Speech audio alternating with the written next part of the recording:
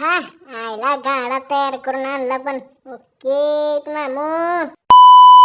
चला नमस्कार सर्वांना आजच्या नवीन ब्लॉग मध्ये. आज बघा आषाढी एकादशीमुळे सर्वांनी घरात बसलेलो, त्यामुळे आम्हाला पण हेच खायचं होतं.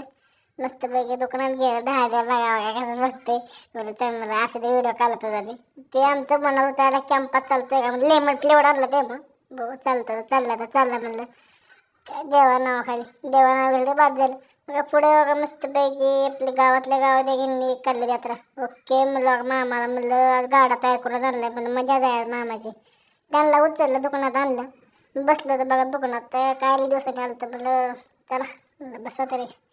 परत सकाळी आमच्या जुन्या माणसाचा फोन आला होता म्हणजे त्याला बोलावं तरी. परत बघा आमच्या बबलू काका आलता बसायला.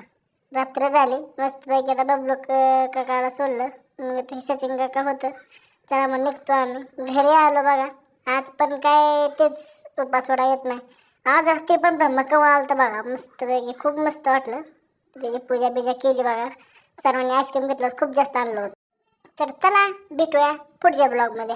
आजच्यासाठी एवढंच. तर सर्वांना आषाढी एकादशीच्या हार्दिक शुभेच्छा.